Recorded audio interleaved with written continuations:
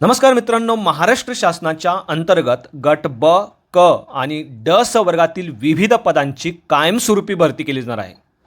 तब्बल 175 पदांसाठी ही एक मोठी भरती असणार आहे, ज्यासाठी 20 मार्च 2026 पर्यंत तुम्ही ऑनलाईन पद्धतीने अर्ज करू शकणार आहात. 18 ते 38 दरम्यान तुमचं वय आहे. तुम्ही या पदांसाठी ॲप्लिकेशन करू शकता. 10वी 12वी किंवा कोणतीही पदवी झालेल्या उमेदवारांना देखील या पदांसाठी ॲप्लिकेशन करता येणार आहे. 7व्या वेतन आयोगानुसार उमेदवारांना या पदांसाठी पगार दिला जाणार आहे. पगाराव्यतिरिक्त भरपूर सारे अलाउन्सेस आणि बेनिफिट देखील उमेदवारांना महाराष्ट्र शासनामार्फत दिले जाणार आहे. यासाठी कोण अप्लाय करू शकतं, कसं अप्लाय करायचं, परीक्षेचं स्वरूप नेमकी कसं असणार आहे, संपूर्ण माहिती सविस्तरपणे आज या व्हिडिओच्या माध्यमातून आपण जाणून घेणार आहोत. यासाठी व्हिडिओला शेवटपर्यंत नक्की बघा.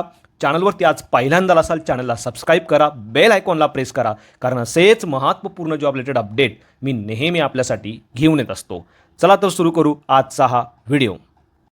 नमस्कार मित्रांनो, जसं की तुम्ही या अधिकृत PDF बघू शकता, महाराष्ट्र शासनाच्या अंतर्गत येणाऱ्या महाराष्ट्र पशु व मत्स्य विज्ञान विद्यापीठ नागपूर यांच्यामार्फत शिक्षकेतर कर्मचारी पदांची भरती असणार आहे. यामध्ये गट ब, गट क आणि गट ड स वर्गातील विविध पदं सरळ सेवे पद्धतीने भरली जाणार आहे. म्हणजे कोणत्याही प्रकारची मुलाखत उमेदवारांची या ठिकाणी नसणार आहे. डायरेक्टली सिलेक्शन तुमचं या ठिकाणी केलं जाणार आहे. विशेष म्हणजे महाराष्ट्रातील उमेदवारांसाठी एक जबरदस्त अपॉर्च्युनिटी असणार आहे, कारण 175 पदांची ही बंपर भरती असणार आहे, ज्यासाठी उमेदवारांना दिलेल्या संकेतस्थळावरती जाऊन 28 फेब्रुवारी 2026 ते 20 मार्च 2026 या कालावधीमध्ये ऑनलाईन पद्धतीने अर्ज करता येणार आहे. आता या ॲडव्हर्टाइजमेंटमार्फत नेमकी कोणकोणती पदं भरली जाणार आहे, प्रत्येक पदासाठी किती जागा असणार आहे, किती पगार दिला जाणार आहे, संपूर्ण डिटेल्स तुम्ही या PDF बघू शकता. तुमच्या माहितीसाठी या PDFची लिंक देखील मी आपल्या व्हिडिओच्या डिस्क्रिप्शनमध्ये दिलेली आहे. मित्रांनो, यामध्ये गट ब स वर्गातील एकूण 6 पदं जी आहे ती भरली जाणार आहे, ज्यासाठी सर्वाधिक पगार 41,800 ते 1,32,300 या 7व्या वेतन आयोगानुसार दिला जाणार आहे. प्रत्येक पदासाठी किती जागा असणार आहे, संपूर्ण डिटेल देखील तुम्ही या टेबलमध्ये बघू शकता. यामध्ये अधिदान व लेखाधिकारी 1 जागा, सहाय्यक प्रक्षेत्र व्यवस्थापक 3 जागा, अधिष्ठात यांचे तांत्रिक अधिकारी 2 जागा, रुग्णालय चिकित्सक 2 जागा. या पदांसाठी 41,800 ते 1,32,300. तर उरलेले जे 2 पदं आहे, असिस्टंट मॅनेजर आणि प्लांट ऑपरेटर, या पदांसाठी प्रत्येकी 1 जागा असणार आहे आणि 38,600 ते 1,22,800 इतका पगार उमेदवारांना या ठिकाणी दिला जाणार आहे. मित्रांनो, या गट ब स वर्गाच्या पदांसोबतच गट क स वर्गाची देखील पदं या ठिकाणी भरली जाणार आहे, ज्यासाठी 10वी 12वी झालेल्या उमेदवारांना देखील ॲप्लिकेशन करता येणार आहे. यामध्ये तुम्ही बघू शकता, शस्त्रक्रियागृह तंत्रज्ञ, वरिष्ठ ग्रंथालय सहाय्यक, दुग्धशाळा सहाय्यक, क्षकिरण तंत्रज्ञ, पशुचिकित्सा प्रयोगशाळा सहाय्यक, रुग्णालय तंत्रज्ञ, शस्त्रक्रियागृह सहाय्यक, प्रक्षेत्र सहाय्यक, वरिष्ठ लिपिक, वरिष्ठ यांत्रिक, बॉयलर ऑपरेटर, प्राणी संग्रहालय तंत्रज्ञ, क्युरेटर कम स्पेसिमन टेक्निशियन, प्रयोगशाळा सहाय्यक मत्स्य विज्ञान, कनिष्ठ ग्रंथालय सहाय्यक, औषध भंडारपाल, वाहन चालक, कनिष्ठ यांत्रिक, ग्रंथालय परिचर, प्रयोगशाळा परिचर, ट्रॅक्टर ड्रायव्हर, वनोपचारक, लिपिक निटंकलेखक, कनिष्ठ भंडारपाल, विषतंत्री आणि विस्तार प्रशिक्षण व प्रदर्शन सहाय्यक यासारख्या महत्त्वपूर्ण पदांचा समावेश असणार आहे. या पदांसाठी देखील 7व्या वेतन आयोगानुसार उमेदवारांना पगार दिला जाणार आहे. यामध्ये काही पदांसाठी 19,900 ते 63,200 या स्केलनुसार, तर काही पदांसाठी 21,700 ते 69,100 या स्केलनुसार पगार असणार आहे. या व्यतिरिक्त सर्वाधिक पगार गट क स वर्गाच्या काही पदांसाठी 29,200 ते 92,300 या स्केलनुसार या ठिकाणी दिला जाणार आहे. प्रत्येक पदासाठी किती जागा असणार आहे, संपूर्ण डिटेल्स तुम्ही या ठिकाणी बघू शकता. सर्वाधिक जागा गट क स वर्गाच्या ज्या आहेत 41 जागा या लॅबोरेटरी अटेंडंट म्हणजे प्रयोगशाळा परिचर या पदांच्या भरल्या जाणार आहेत. त्या खालोखाल 37 जागा क्लर्क कम टायपिस्ट म्हणजेच लिपिक निटंक लेखक या पदांच्या असणार आहे. गट ब आणि गट क स वर्गासोबतच गट ड स वर्गाची देखील 2 पदं या ठिकाणी भरली जात आहे. यामध्ये कनिष्ठ यंत्रज्ञ तथा तारतंत्री आणि पशुधन सहाय्यक प्रत्येकी 2 जागा असणार आहे आणि यासाठी 16,600 ते 52,400 या 7व्या वेतन आयोगानुसार उमेदवारांना पगार दिला जाणार आहे.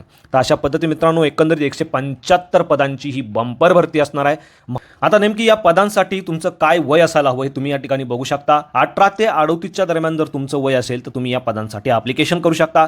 मात्र मागासवर्गीय प्रवर्गातील उमेदवारांसाठी 43 वर्षापर्यंत वयाची विशेष सूट देण्यात आलेली आहे. या व्यतिरिक्त दिव्यांग उमेदवारांसाठी 45 वर्ष, माजी सैनिक, प्रावीण्यप्राप्त खेळाडू, भूकंपग्रस्त, प्रकल्पग्रस्त, अंशकालीन पदवीधर, स्वातंत्र्य सैनिक उमेदवारांसाठी देखील वयाची विशेष तरतूद म्हणजे वयाची विशेष सूट या ठिकाणी देण्यात आलेली आहे. आता नेमकी मित्रांनो या प्रत्येक पदासाठी नेमकी एक्झामचं स्वरूप कसं असणार आहे त्याचे डिटेल्स तुम्ही या PDF बघू शकता. यामध्ये लिपिक वर्गीय जे पद आहे जसे की वरिष्ठ लिपिक, लिपिक निटांक लेखक, कनिष्ठ भांडारपाल या पदांसाठी उमेदवारांची फक्त ऑनलाईन एक्झाम घेतली जाणार आहे. यामध्ये मराठी, इंग्रजी, सामान्य ज्ञान आणि बौद्धिक चाचणी या विषयावरती उमेदवारांना प्रश्न विचारले जाणार आहे. 100 प्रश्न असणार आहे. 200 गुणांसाठी प्रश्न उमेदवारांना विचारले जाणार आहे, ज्यासाठी 120 मिनिटाचा अवधी उमेदवारांना दिला जाणार आहे.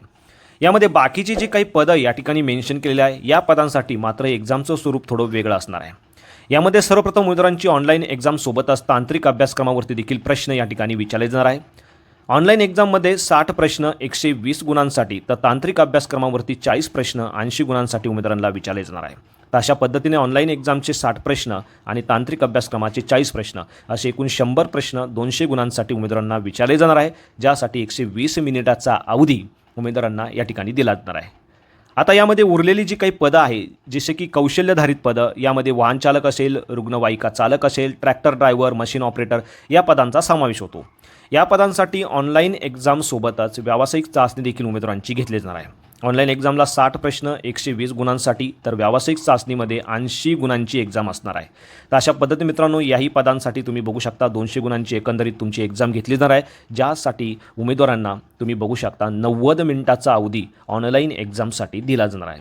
संपूर्ण डिटेल्स तुम्ही या PDF बघू शकता. तुमच्या माहितीसाठी ही PDF मी आपल्या व्हिडिओच्या डिस्क्रिप्शनमध्ये देखील दिलेली आहे. विशेष म्हणजे या पदांसाठी उमेदवारांची जी ऑनलाईन एक्झाम घेतली जाणार आहे ही वस्तुनिष्ठ बहुपर्यायी स्वरूपाची एक्झाम असणार आहे. कम्प्युटर बेस्ड एक्झाम तुमची या ठिकाणी घेतली जाणार आहे. यामध्ये प्रत्येक प्रश्नासाठी 2 गुण उमेदवारांना या ठिकाणी दिला जाणार आहे. आता ऑनलाईन परीक्षेमध्ये ज्या उमेदवारांना 45% किंवा त्यापेक्षा जास्त मार्क मिळतील अशा उमेदवारांना पुढच्या प्रोसेससाठी बोलावलं जाणार आहे आणि या संदर्भाची अपडेट वेळोवेळी तुम्हाला या दिलेल्या संकेतस्थळावरून देखील प्राप्त होणार आहे. यासाठी या संकेतस्थळाची लिंक मी आपल्या व्हिडिओच्या डिस्क्रिप्शनमध्ये देखील दिलेली आहे. अर्ज करतेवेळी कोणकोणते डॉक्युमेंट तुम्हाला अपलोड करायचे आहे तर सर्व डॉक्युमेंटची लिस्ट देखील तुम्हाला याच PDF बघायला मिळणार आहे. त्याच्या डिटेल्स देखील तुम्ही या ठिकाणी बघू शकता. परीक्षा शुल्काच्या बाबतीत तुम्ही बघू शकता खुल्या प्रवर्गातील उमेदवारांना 1000 रुपये तर मागास प्रवर्गातील उमेदवारांसाठी 900 रुपये इतकं परीक्षा शुल्क असणार आहे आणि हे परीक्षा शुल्क उमेदवारांना ऑनलाईन पद्धतीने पे करता येणार आहे. आता या पदांसाठी नेमकी काय शैक्षणिक पात्रता उमेदवारांकडे पदानुसार असणं गरजेचं आहे हे देखील तुम्ही बघू शकता. पहिलं जे पद आहे अधिदान व लेखाधिकारी या पदासाठी कॉमर्स विषयातनं पदवी किंवा फायनान्समधनं MBA असलेल्या उमेदवारांना ॲप्लिकेशन करता येणार आहे. मात्र अशा उमेदवारांकडं कमीत कमी 3 वर्षाचा अनुभव दिलेल्या फील्डचा असणं आवश्यक असणार आहे. पुढचं जे पद आहे सहाय्यक प्रक्षेत्र व्यवस्थापक यासाठी देखील तुम्ही बघू शकता वेटरनरी सायन्समधनं तुमची मास्टर पदवी किंवा वेटरनरी सायन्समधनं तुमची बॅचलर पदवी फर्स्ट डिव्हिजन म्हणजे फर्स्ट क्लास सहित असणं आवश्यक असणार आहे. या व्यतिरिक्त सेकंड क्लासमधनं जरी तुमची बॅचलर डिग्री असेल तरीही चालणार आहे. मात्र 3 वर्षाचा अनुभव संबंधित क्षेत्राचा तुमच्याकडे असणं आवश्यक असणार आहे. तसंच education technical officer to associate dean म्हणजे अधिष्ठा यांचे तांत्रिक अधिकारी याही पदासाठी या ठिकाणी तुम्हाला बघायला मिळतं. हॉस्पिटल क्लिनिशियन म्हणजेच रुग्णालय चिकित्सक या पदासाठी animal reproduction, gynaecologist, obstetrics, veterinary surgery या विषयातनं तुमची मास्टर पदवी असणं आवश्यक असणार आहे. त्यानंतर सहाय्यक व्यवस्थापक या पदासाठी तुमच्याकडे डायरी टेक्नॉलॉजीमधनं बॅचलर पदवी म्हणजे फक्त पदवी किंवा डायरी सायन्समधनं मास्टर पदवी असणं आवश्यक असणार आहे. त्यानंतर प्लांट ऑपरेटर या पदासाठी डेअरी टेक्नॉलॉजीमधनं बॅचलर पदवी किंवा डेअरी सायन्समधनं मास्टर पदवी या ठिकाणी मागितलेलं आहे. त्यानंतर ऑपरेशन थिएटर टेक्निशियनमधनं तुम्हाला ॲप्लिकेशन करायचं असेल तर तुमच्याकडे BSc नर्सिंगची पदवी असणं आवश्यक असणार आहे. त्यानंतर सिनियर लायब्ररी असिस्टंटसाठी लायब्ररी सायन्समधनं पदवी या ठिकाणी मागितलेली आहे. दुग्धशाळा सहाय्यक या पदासाठी डेअरी टेक्नॉलॉजीमधनं पदवी किंवा मास्टर पदवी असणं आवश्यक असणार आहे. त्यानंतर किरण तंत्रज्ञ या पदासाठी रेडिओग्राफी किंवा इमेजिंग टेक्निक या डिप्लोमा किंवा डिग्री असणं आवश्यक असणार आहे. त्यानंतर पुढचं जे पद आहे पशुचिकित्सा प्रयोगशाळा सहाय्यक या पदासाठी फक्त BSc डिग्री तुम्ही केलेली असेल तरी ॲप्लिकेशन करू शकता. या व्यतिरिक्त दिलेल्या विषयातनं तुमचा डिप्लोमा या ठिकाणी असणं गरजेचं असणार आहे. रुग्णालय तंत्रज्ञ BSc नर्सिंग या ठिकाणी मागितलेलं आहे. तर अशा पद्धत मित्रांनो प्रत्येक पदासाठी तुम्ही तुमचं एज्युकेशन क्वालिफिकेशन चेक करायचं आहे आणि अर्ज करायचा आहे. यामध्ये काही पदांसाठी 10वी आणि ITI झालेल्या उमेदवारांना देखील ॲप्लिकेशन करता येणार आहे. तुम्ही 10वी केलेली आहे, संबंधित विषयातनं तुम्ही ITI केलेला आहे, तुमच्याकडे दिलेला अनुभव आहे, तुम्ही ॲप्लिकेशन करू शकता. काही पदांसाठी BSc DMLT असलेल्या उमेदवारांना देखील ॲप्लिकेशन करता येणार आहे. यामध्ये तुम्ही बघू शकता प्रयोगशाळा सहाय्यक असेल, प्रयोगशाळा सहाय्यक मत्स्य विज्ञान असेल या पदांसाठी BSc DMLT केलेल्या उमेदवारांना देखील ॲप्लिकेशन करता येणार आहे. या व्यतिरिक्त कनिष्ठ ग्रंथालय सहाय्यक, औषध भांडारपाल या पदांसाठी लायब्ररी सायन्समधनं तुमची पदवी, फार्मसीमधनं तुमची पदवी असेल तरी देखील ॲप्लिकेशन करू शकता. त्यानंतर ज्युनियर टेक्निशियन लायब्ररी अटेंडंट या पदांसाठी 10वी-12वी झालेल्या उमेदवारांना देखील ॲप्लिकेशन करता येणार आहे. लॅबोरेटरी अटेंडंट या पदासाठी BSc डिग्री तुम्ही केलेली आहे, तुम्ही ॲप्लिकेशन करू शकता. ट्रॅक्टर ड्रायव्हर या पदांसाठी देखील तुम्ही बघू शकता, तुम्ही 10वी केलेली आहे, ड्रायव्हिंग लायसन्स तुमच्याकडे आहे, बेसिक नॉलेज तुम्हाला ट्रॅक्टर अँड ट्रॉलीचं रिपेरिंगचं आहे, त्यानंतर तुम्हाला मराठी आणि हिंदी भाषा बोलता येते, लिहिता येते, तर तुम्ही ॲप्लिकेशन करू शकता. ड्रेसर या पदासाठी देखील दिलेल्या विषयातनं तुमचा डिप्लोमा असणं गरजेचं असणार आहे. क्लर्क कम टायपिस्ट या पदासाठी कोणती पदवी तुमच्याकडे असणं गरजेचं असणार आहे. तसेच 30 वर्ड पर मिनिट मराठीचा आणि 40 वर्ड पर मिनिट इंग्लिशचा टायपिंग स्पीड या ठिकाणी मागितलेला आहे. तर अशा प्रत्येक पदासाठी तुम्ही तुमच्या शैक्षणिक पात्रतेनुसार या ठिकाणी ॲप्लिकेशन करू शकता. ज्या जागा प्रत्येक पदासाठी या ठिकाणी भरल्या जाणार आहे त्या जागेचं नेमकी कशा पद्धतीने डिस्ट्रीब्युशन कास्टनुसार असणार आहे त्याची देखील सविस्तर अपडेट तुम्ही या PDF घेऊ शकता. तर अशा पद्धतीने अत्यंत महत्त्वपूर्ण असा हा व्हिडिओ होता मित्रांनो.